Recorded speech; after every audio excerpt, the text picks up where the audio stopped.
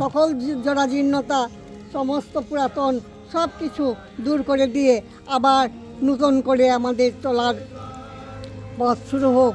আমাদের আগামী দিনের নতুন প্রত্যাশা, নতুন ভাবনা, নতুন চিন্তা। আমরা এই নববর্ষ বাঙালি জীবনের এক ঐতিহ্য আমরা ছোটোবেলায় দেখেছি। আমি গ্রামের মেয়ে, গ্রামের থেকে দেখেছি যে এই নববর্ষ উৎসব কী চমৎকার এক গ্রামীণ আবহে আনন্দ মুখরিত হয়ে ওঠে। চৈত্র মাসের শেষ দিন হলো চৈত্র সংক্রান্তি।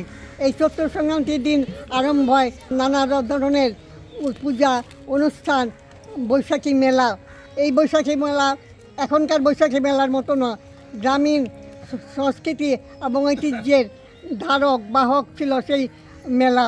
চিড়া, মুড়ি, খই, ওই মুরকি ইত্যাদি খাবার জিনিস, এই যে জিলাপি, বাতাসা ইত্যাদি খাবার জিনিস, মাটির পুতুল, আমরা একদম ছোটোবেলায় আমরা দেখেছি ঘরে ঘরে ছিল নানা রকমের পার্বণ, পূজা, উৎসব। সারাদিন একটা আনন্দ মুখরিত, এই বাড়ি সেই বাড়ি যাওয়া।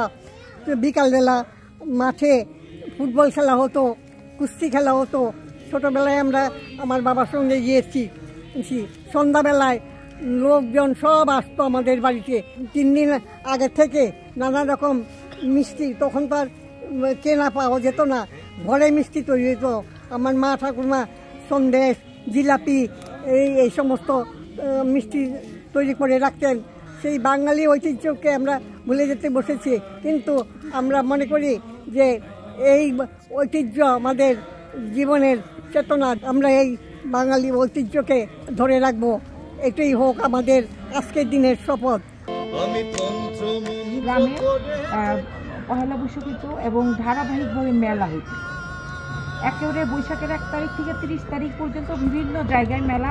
ওখানে কোনো নোটিশ করতে হয় না, জানান দিতে হয় না, ধারাবাহিকভাবেই 2 তারিখ অমুক জায়গা, 3 তারিখ অমুক জায়গায় এইভাবে মেলা হতো। কিন্তু আজকে এই সংস্কৃতি চর্চা, বাঙালিয়ানা সংস্কৃতি চর্চার অভাবে আমরা কিন্তু অনেক জায়গার মেলা হারাই।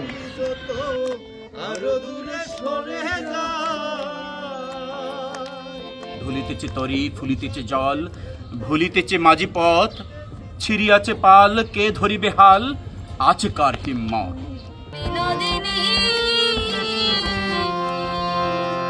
বসন্ত বাতাসে, বসন্ত বাতাসে শৈল, বসন্ত বাতাসে বন্ধুর বাড়ির ফুলের গন্ধ, বন্ধুর বাড়ির ফুলের গন্ধ, আমার বাড়ি আসে শৈল বসন্ত বাতাসে।